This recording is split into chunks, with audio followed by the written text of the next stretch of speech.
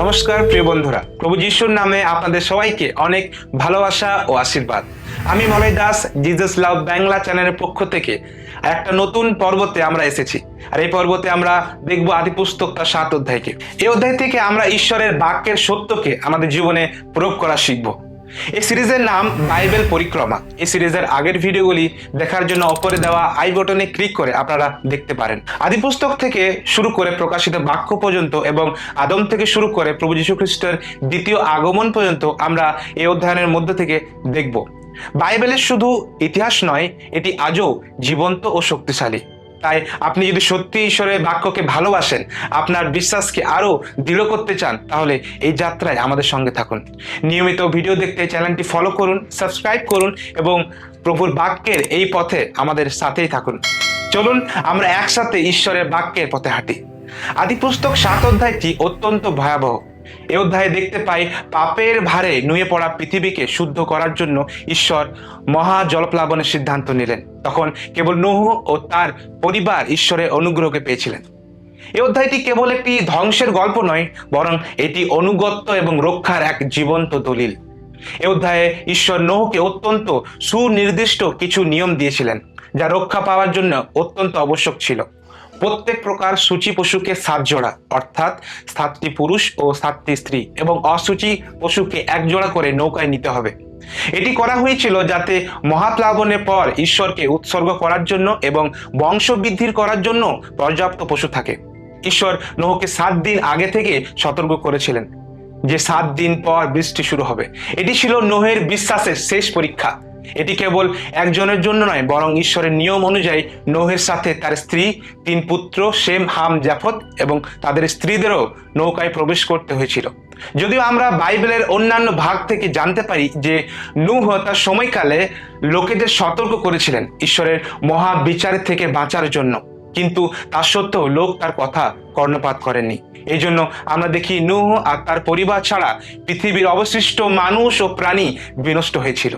এর পরবর্তী অংশে আমরা দেখি ঈশ্বর তার স্বহস্তে দ্বার রুদ্ধ করেছিলেন। আদিপুস্তক তার 7 অধ্যায় 15 পদে একটি অদ্ভুত ও শক্তিশালী বাক্য আছে। আর সদাপ্রভু তাহার পশ্চাৎ দ্বার রুদ্ধ করিলেন। নূহ নিজে দ্বার বন্ধ করেননি, ঈশ্বর নিজে সুরক্ষা নিশ্চিত করতে দরজা বন্ধ করে দিয়েছিলেন। একবার ঈশ্বর দরজা বন্ধ করলে মানুষও আর কিছুই করার থাকে না। এটা আমাদের শেখায় যে ঈশ্বর যখন আমাদের সুরক্ষার দায়িত্ব নেন, তখন কোনো বিপদ আমাদের স্পর্শ করতে পারে না। এরপর দেখি কি বৃষ্টির উৎস। আমরা অনেকেই মনে করি কি শুধু ওপর থেকে বৃষ্টি হয়েছিল, কিন্তু বাইবেল বলছে মহাকূপের সমস্ত উনুই বিতীর্ণ হইল, অর্থাৎ নিচ থেকেও জল ফেটে বের হয়েছিল এবং আকাশের জানলা খুলে গিয়েছিল। নূহের বয়স যখন 600 বছর, তখন এই জলপ্লাবন ঘটেছিল। বৃষ্টি টানা 40 দিন 40 রাত চলেছিল। পৃথিবী জলমগ্ন ছিল মোট 150 দিন, অর্থাৎ সম্পূর্ণ বিলুপ্তি। পর্বতের সর্বোচ্চ শৃঙ্গ থেকেও জল প্রায় 15 হাত উঠে গেছিল। আনুমানিক ধরা হয় 22 ফুট পর্বত পার করে জল উঠে গেছিল, যা নিশ্চিত করেছিল কি পৃথিবীর মধ্যে কোনো প্রাণী আর রক্ষা পায়নি। আদিপুস্তক 7 অধ্যায়ের অন্তিমে আমি ভূতত্ত্ববিদ ও জলবায়ুগত তথ্য দিয়ে সমাপ্ত করতে চাই। আদিপুস্তক 7 অধ্যায় 11 পদ অনুযায়ী জলপ্লাবনের 2টি উৎস ছিল: গভীর সমুদ্রে উৎসসমূহ এবং আকাশের দুয়ার, ভূগর্ভস্থ বিস্ফোরণ। ভূতত্ত্ববিদদের মতে এটি পৃথিবীর টেকটনিক প্লেটের বিশাল কোনো নড়াচড়াকে নির্দেশ করে। সমুদ্রের তলদেশের ফাটল দিয়ে প্রচন্ড চাপে উত্তপ জল এবং খনিজ ওপরে উঠে এসেছিল, যা সমুদ্রপৃষ্ঠকে দ্রুত বাড়িয়ে দেয়। বিজ্ঞানে যা আধুনিক সমাজে খোঁজ করেছিলেন, বাইবেল তা আদিতেই এ বিষয়কে বলে দিয়েছিলেন। বৃষ্টিপাত ও বায়ুমণ্ডল দিক থেকে যদি আমরা দেখি, 40 দিন ও 40 রাতের অবিরাম বৃষ্টিপাত নির্দেশ করে যে তৎকালীন বায়ুমণ্ডলে জলীয় বাষ্পর যে ভারসাম্য ছিল তা সম্পূর্ণ ভেঙে পড়েছিল। আদিপুস্তক 7 অধ্যায়ে আমরা দেখি নূহ সমস্ত প্রাণী ও পরিবার নিয়ে নৌকায় নিরাপদ ছিলেন।